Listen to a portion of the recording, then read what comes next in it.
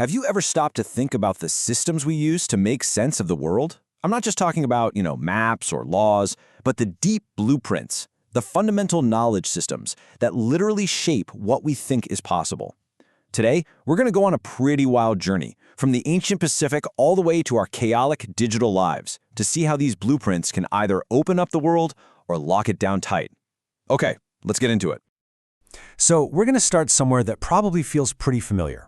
That constant, low-level buzz of anxiety you get just from being online. It's this feeling of being adrift, right? Like you're trying to navigate this massive, confusing digital ocean all by yourself. It always starts with the small stuff, doesn't it? That endless stream of passwords you can't possibly keep track of.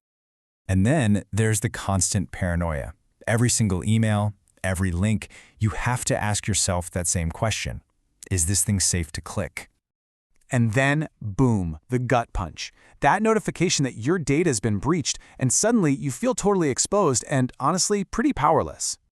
And this is the real kicker. We've designed this entire world that puts this insane burden on every single person. We're all basically forced to be amateur cybersecurity experts just to get through the day. So that leaves us with this huge question. If our current blueprint for getting around in the digital world is failing us this badly, where do we even look for a better one? Well, the answer, and this might surprise you, is in the distant past. All right, let's just leave all that digital chaos behind for a minute. We're going to travel across time and space to the Pacific Ocean, centuries before GPS was even a glimmer in someone's eye. Now, this wasn't just aimless drifting. We're talking about precise, intentional, round-trip voyages across thousands of miles of open water, connecting these tiny little specks of land in a vast blue world. It's truly one of the greatest feats of exploration in all of human history. The system they used was called wayfinding, and it was so much more than a set of rules. It was a holistic science. It was a complete blueprint for understanding the ocean that was passed down through generations, a whole library of information held entirely in the mind. Check this out. This isn't a map of landmasses, it's a stick chart from the Marshall Islands, and it's a physical model of invisible forces. The sticks show the patterns of ocean swells, and the little shells mark where islands are. A navigator could use this to feel how the waves bent and reflected around an island, letting them find it long before they could ever see it. The master navigator Nainoa Thompson puts it perfectly. The absolute core of this whole system was a mental model, a star compass. It wasn't a physical object you'd hold, but a framework you held in your mind for organizing all the data, the stars, the winds, the waves, into a map you could actually use. Think about that. The Wayfinder's blueprint was designed specifically to connect people. It was a system built on deep observation and memory, and it expanded their world. It made the impossible possible. But here's the twist. At the very same time that Polynesian navigators were using their knowledge to connect islands, a completely different kind of blueprint was being perfected on the other side of the planet. And this slide right here, it says it all. This is the real contrast in our story. One system was a compass for the stars, for finding your way. The other was a code for control, for defining and limiting others. Yeah, these were the blueprints of empire. They were systems of knowledge, mostly legal codes, that weren't about understanding the world, they were about owning it. They were designed from the ground up to manage people and resources for the benefit of some faraway power. Just look at some of these. France's Code Noir, Spain's laws of the Indies, even back to Rome's Lex Gentium. Each one worked like a kind of ID switch.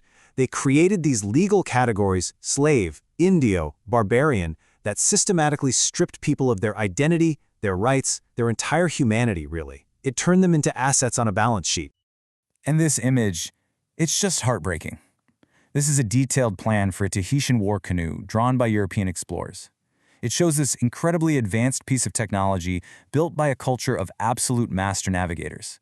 But the very people who built these amazing canoes would soon be redefined and controlled by the foreign legal blueprints that arrived on completely different ships.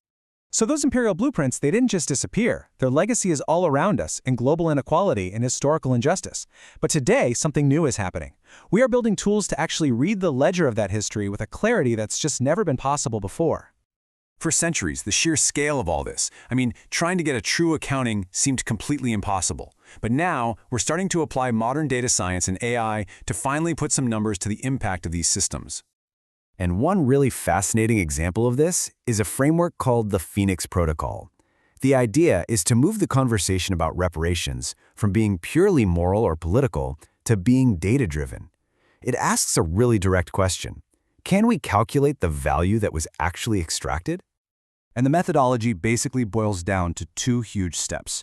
First, you use things like shipping manifests and old census data to calculate the value of all the unpaid wages for forced labor. And second, you use historical trade records to calculate the net profit on all the sugar, cotton, and everything else that was extracted and shipped out. And honestly, this kind of calculation would have been totally impossible just a few years ago. It's only happening now because of these powerful new tools. Things like the Sovereign Archive use AI to scan and analyze millions of pages of historical documents, plantation records, shipping logs, you name it, turning what was once a pile of dusty papers into a searchable database. Which brings us right back to where we started. We began in our confusing digital present, we looked to the ancient past for a better model, we saw how other models were used for control, and now we're seeing how new tech is helping us reckon with that past. So what's the big takeaway here? Just look at this for a second. On the left, a Polynesian voyaging canoe, a vessel made for connection. On the right, a performance chart for a modern one. It's a blueprint made of pure data. The fundamental goal hasn't changed one bit. We're all still just trying to navigate a vast, complex world, trying to find connection and stay out of trouble. So we're back in that digital ocean. But maybe we see it a little differently now. We're not just users, we are navigators. And the knowledge systems we're building right now, the AI governance rules, the data privacy laws, these are the planks in the sails we're using to build our modern canoes. The blueprints we decide to follow, they really matter.